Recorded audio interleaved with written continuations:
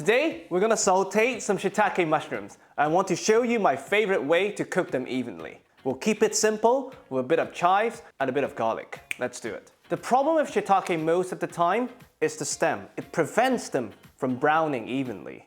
What I like to do is simply remove the whole thing by hand. The stems are rarely tasty on their own, but you can save them to make a stock, or better, dry them, and you could make a dashi. And now, we're ready to cook. Hot pan. Not too hot because we're using olive oil, which has a low smoke point. Olive oil in. Be a bit generous with the olive oil because of the uneven shape of the mushrooms. And the mushroom goes in. Cap side down. This is very important because otherwise the moisture gets trapped in and it will start steaming itself. We want to form one even layer. We're going to do what's called single-sided searing. So we want the mushrooms to cook at least 70% from the cap side.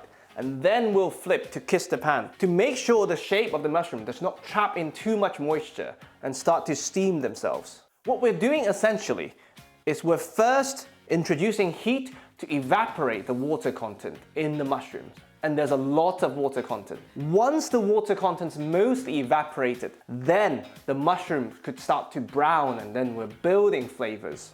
To help it get started, I'm gonna season with some salt, black pepper. While that's cooking, we'll prep some garlic.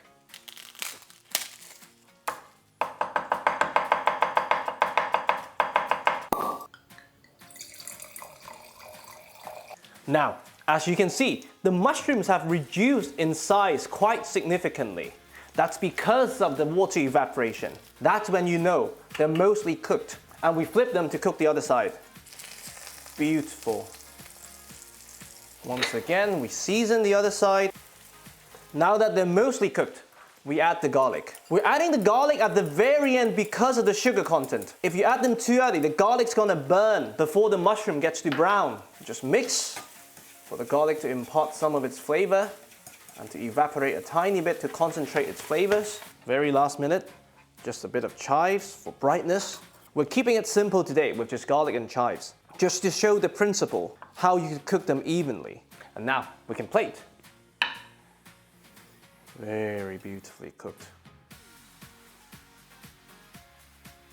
And just a bit of chives for brightness.